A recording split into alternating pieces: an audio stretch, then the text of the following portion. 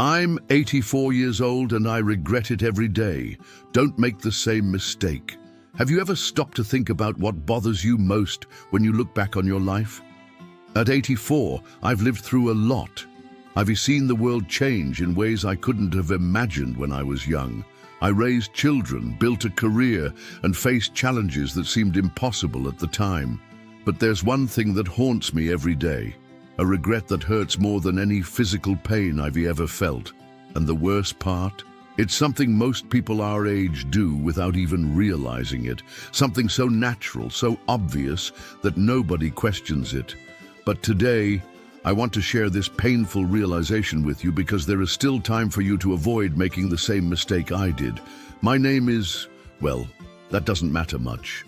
What matters is that I am just like you, someone who reached this stage of life with experiences, scars, and most importantly, lessons learned. And the most important lesson came too late for me. But it doesn't have to be too late for you. In this video, I'll tell you exactly what my biggest mistake was and how it affected not just my life, but the lives of everyone around me. More importantly, I'll show you how you can avoid this trap and live your remaining years in a completely different way. A way I wish I'd discovered decades ago. Let's start with what really matters. The first mistake, stopping yourself from dreaming. Do you remember the last time you had a new dream? Not the kind you have when you sleep, but the kind that makes you wake up excited, eager to do something different. When was the last time you thought, wow, it would be amazing if I could do that? I remember exactly when I stopped dreaming. It was at 62, right after I retired. I thought I'd done my part in life, that now it was just about enjoying what was left. What a mistake. What really happened was that I started living on autopilot, doing the same things at the same times with the same people. Do you know what happens when we stop dreaming? Our minds start aging much faster than our bodies. We begin to feel truly old, not because of our age, but because we lack purpose, because we lack something that motivates us to get out of bed every day. I had a neighbor, John, who at 78 decided to learn how to play guitar. Everyone thought he'd lost his mind. John, at your age, what's the point? But you know what? In the 5 years that followed, until he passed away at 83, he was the most vibrant person I knew. He always had a new song to play, always planned to perform for his grandkids, always had that spark in his eyes. Meanwhile, I was just enjoying retirement, watching TV and complaining that there was nothing interesting to do. The difference between John and me was simple. He kept dreaming. I stopped. So here is the first lesson I want you to remember. No matter how old you are, there's always room for a new dream. It could be learning something, creating something, going somewhere, meeting someone new. What matters is that it's something that makes your eyes light up when you think about it. The second mistake, living only in memories. This brings me to the second big mistake I made, one I see many people our age making, living only in memories. Of course, our memories are precious. They define us, give us identity, connect us to who we were. But when they become the only interesting thing in our lives, that's a problem. I spent years telling the same stories to the same people, about my old job, that trip I took with my wife, how different things were back in my day. Do you know what happens when we do that? People start seeing us as living relics, not as people who are still living. Worse yet, we start seeing ourselves that way. We begin to believe the interesting part of our lives is behind us, that all that's left is reminiscing about the good old days. That mindset is a silent poison that slowly kills our vitality. I remember one afternoon when I was telling my granddaughter for the 1000th time the story of how I met my wife. I saw in her eyes that polite but bored look people get when they've heard something too many times. It was like a slap in the face. I realized I'd become a boring person, someone who only talked about the past because nothing interesting was happening in the present. From that day on, I forced myself to have new experiences, even small ones. I tried a new restaurant, read a book by an author I'd never heard of, struck up conversations with strangers at the park. And you know what happened? I started having new stories to tell, fresh experiences to share. Here's something interesting I discovered. When you have new experiences, your old memories also come alive again. It's like they gain new context, new relevance. You start connecting what you've lived with what you're living now, and that adds incredible richness to your conversations and your own perception of life. The third mistake: accepting unnecessary limitations. The third mistake that still haunts me today was accepting limitations I created for myself. I'm not talking about the real limitations that come with age. Those exist, and we need to respect them. I'm talking about the imaginary ones we impose on ourselves because we think, at my age, it's not appropriate to do certain things. How many times have you avoided doing something because you thought, that's not for someone my age? I did it more times than I can count. I didn't dance at a party because I thought I'd look ridiculous. I didn't wear colorful clothes because I thought it wasn't appropriate for a man my age. I didn't flirt with an interesting woman because I thought I was too old for that. The result: I became a duller version of myself, more serious, more formal, more proper, and much more boring. I slowly lost my personality, replacing it with a stereotype of what I thought an old man should be. It wasn't until I was 80 that I realized how foolish I'd been. I was at my great-granddaughter's birthday party when a song I loved in my youth came on. My feet started tapping, but I stopped myself. Imagine an 80-year-old man dancing to funk, I thought. But then I saw an 85-year-old man stand up and ask his wife to dance. They danced, laughed, and had fun in a way I hadn't seen in years. At that moment, I understood. The limitations were in my head, not in my age. That man wasn't making a fool of himself. He was being authentic, having fun, living. And me, I was sitting in the corner, behaving properly, and missing yet another chance to feel joy. From that day on, I started questioning every "I can't" that crossed my mind. Is this really something I can't do? Or am I just afraid of what others will think? Is this a real limitation or just a belief I've accepted without question? I discovered that most of my limitations were imaginary. Sure, I wasn't about to go rock climbing or skydiving, but there were hundreds of small things I could do, and didn't simply because I decided they weren't appropriate for my age. And you know what happened when I started allowing myself to be more authentic? People became more interested in me. They started seeing me as an interesting person, not just a polite old man. My kids and grandkids began enjoying my company more because I was being myself again, not a censored version of who I used to be. So let me ask you, how many times have you unnecessarily limited yourself this week?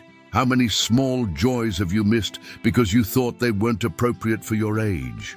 Life is too short to waste moments of happiness over rules we've made up ourselves. The fourth mistake: stopping yourself from learning new things. There is a phrase I hear a lot from people our age: "I'm too old to learn that." That phrase breaks my heart because I've said it many times, and every time I did, I closed a door that could have led to amazing experiences. I remember when my grandson tried to teach me how to use a computer at 65. My first reaction was, "Oh son, that's too complicated for Grandpa. That technology is for you young folks." What nonsense. I spent over a decade missing out on connecting with the world in a whole new way. When I finally gave in and learned to use the internet, I discovered a universe I never knew existed. I reconnected with childhood friends I thought I'd never see again. I found free online courses on any subject that interested me. I could talk to people from all over the world about things I was passionate about. But what amazed me most was realizing that my brain still worked just fine for learning. In fact, I learned some things even more easily than when I was younger because I had life experience to connect new information with what I already knew. Did you know our brains keep forming new connections until the day we die? I didn't. I thought after 60 it was all downhill. But I discovered that when we learn new things, our brains literally renew themselves. It's like giving our minds a makeover. After the computer, I decided not to stop. I learned to cook different dishes, something I'd never done because I always thought cooking was women's work. What a silly prejudice. I found cooking relaxing, creative, and a new way to show love to the people I cared about. I also picked up some English words by watching movies with subtitles. Nothing fancy, but enough to understand some conversations when my great-grandkids watched American cartoons. You should have seen their surprised faces when I commented in English. Here's something fascinating I learned. When you learn something new, no matter how small, you feel younger. It is like each new skill is a little miracle proving to yourself that you are still growing, still evolving. The problem is, many of us stop learning when we retire, as if learning were just an obligation. But the truth is, learning is one of life's greatest pleasures. It's the difference between feeling stagnant and feeling alive. The fifth mistake, social isolation. This leads me to the next mistake I made, one I see happening all the time, social isolation. I'm not just talking about living alone, but something subtler, the tendency to shrink our social circle until we left with just one or two close people. After I retired, I started going out less. I'm tired, the traffic's terrible, I don't have the patience for crowds anymore. So many excuses to do what seemed easier, stay home. The problem is, what feels easier in the short term becomes much harder in the long run. Little by little, I stopped seeing my work friends. I stopped going to family gatherings. I stopped attending my retirees' meetups. My world kept getting smaller until I was only interacting with my wife and a few close relatives. The result? I lost the knack for talking to different people. When I did have to socialize, I felt awkward, like I'd lost the skill. And I had. Socializing is like a muscle. If you don't use it, it weakens. Worse yet, I became more irritable, more critical, more closed off. Why? Because when your social world gets too small, you lose perspective. You start thinking your way of seeing things is the only right way because you were not exposed to other viewpoints. It was my wife who opened my eyes. One day she said, "You weren't like this before. You used to be cheerful, you liked people, you had interesting stories to tell." She was right. I'd become a bitter version of myself. I made a conscious effort to socialize again. I started small. I went back to the bakery where I always greeted the same clerk, but now I stopped to chat for a few minutes. I returned to the park where I always saw the same retirees playing dominoes. What I discovered surprised me. The people were there, waiting. Many of them had also isolated themselves and missed having good conversations. I met fascinating people I'd seen for years but never really talked to. There was a man who'd been a pilot and told me incredible stories. A woman who raised 6 kids alone and gave me life lessons I'll never forget. A retiree who collected antique coins and showed me a hobby I never knew could be so interesting. Every new person I met gave me a different perspective, a unique experience, a new way of seeing the world. My mind became more open, more curious, more tolerant. And here is something crucial I learned. Loneliness isn't about being physically alone. It's about feeling disconnected from others. You can be surrounded by family and still feel lonely if you don't have genuine connections. And you can be alone at home but feel connected if you have meaningful relationships in your life. The 6th mistake, neglecting mental health. The 6th mistake I made was something I didn't even know existed in my day, taking care of my mental health. I always took care of my body, went to the doctor, took my meds, got checkups. But my mind, I thought it was just about willpower or positive thinking. For years, I carried a sadness I couldn't explain. It wasn't clinical depression. I still functioned normally. took care of my responsibilities, kept up appearances. But deep down, there was a constant feeling that something was missing, that life had lost some of its flavor.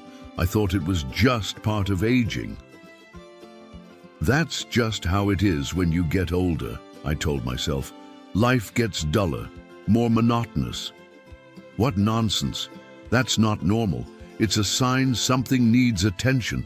The problem is, our generation was taught that talking about feelings was weak, that men don't cry, that strong women tough it out silently. We swallowed so many emotions over the years that we reached old age carrying an emotional weight we didn't even realize was there. It wasn't until I was 78, when my wife passed away, that I truly understood mental health care. Grief broke me in ways I never imagined. I couldn't eat, couldn't sleep, had no desire to do anything. My kids got worried and convinced me to talk to a therapist. At first I was skeptical. I'm going to pay a stranger to listen to me complain. But I discovered it was much deeper and much more freeing than I'd imagined. For the first time in my life, I had a safe space to talk about all those emotions I'd stored for decades. Anger at my father for being so strict, resentment over missed opportunities, fear of being alone, guilt over things I did or didn't do.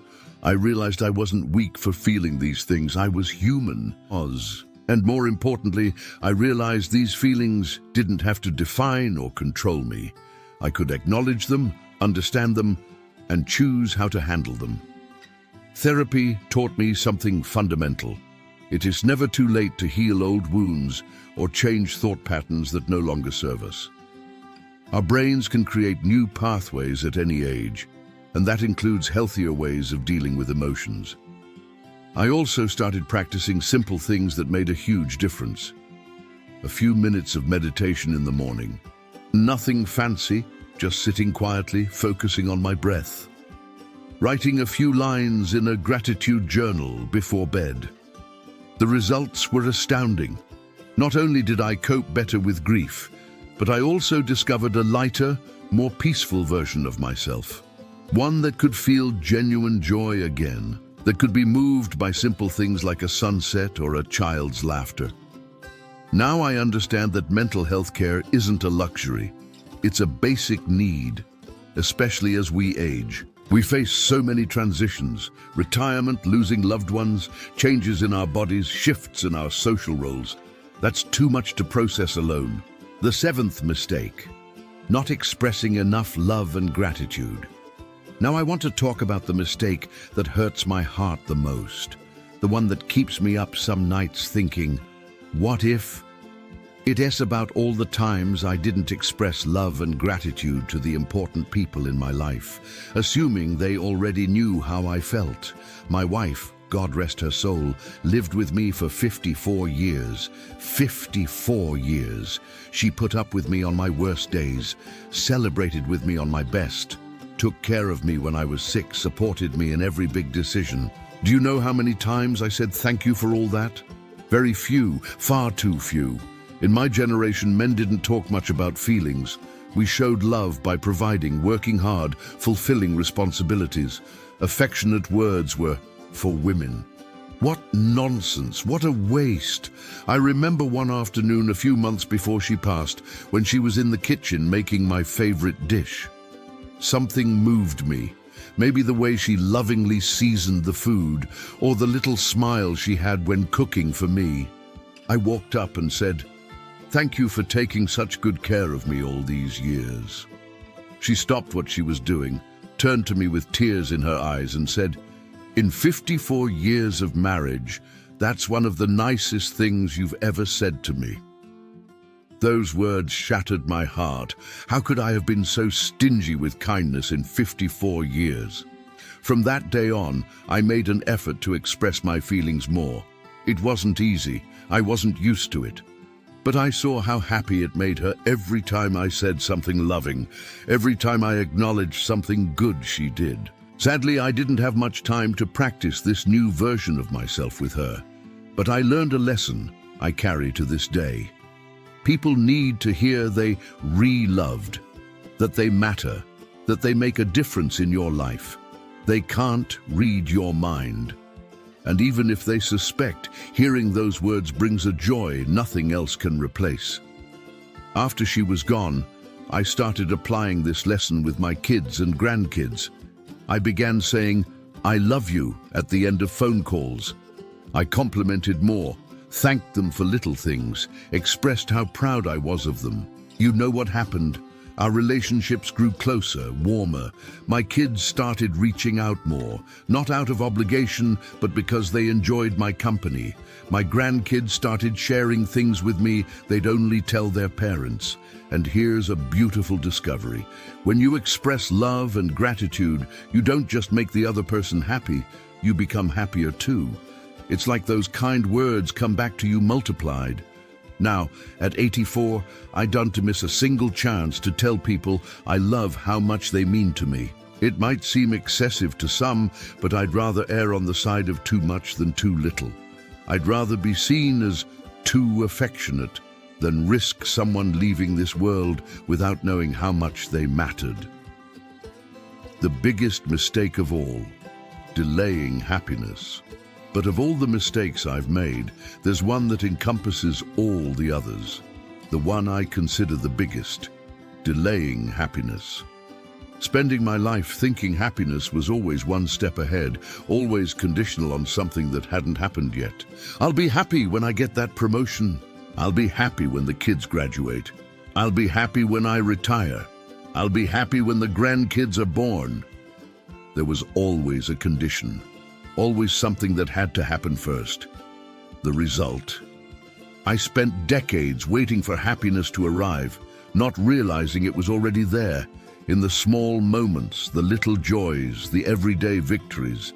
It was in the smell of coffee in the morning, my kids' hugs when they came home from school, a good conversation with a friend, my wife's smile when I got home from work. But I was always so focused on the next goal, the next milestone, the next, when this happens, I'll be happy, that I missed thousands of moments of happiness right in front of me. You know when I realized this? When I was in the hospital at 81, thinking I was going to die from a heart problem, lying in that bed, afraid I wouldn't see tomorrow, I started remembering my life. And you know what I remembered? Not the big achievements, not the important moments. I remembered my kids' laughter when they were little, the smell of my wife's cooking, Sunday afternoons watching football with friends. I realized I had been happy many times. I just hadn't stopped to feel it, to savor it, to be grateful for it. I was always thinking about what was missing, what could be better, what was still to come. Thankfully, I didn't die that day. And when I left the hospital, I made myself a promise. I wouldn't delay happiness anymore. I'd look for reasons to be grateful and happy every day, even if they were small. I started paying attention to little things, the taste of the first sip of coffee in the morning, birds singing outside the window, the bank teller's smile, the cozy feeling of lying in bed after a long day. Simple things that had always been there, but that I'd never truly noticed. And you know what I discovered? Happiness isn't a destination you reach one day. It's a way of traveling. It's a choice you make every day, multiple times a day.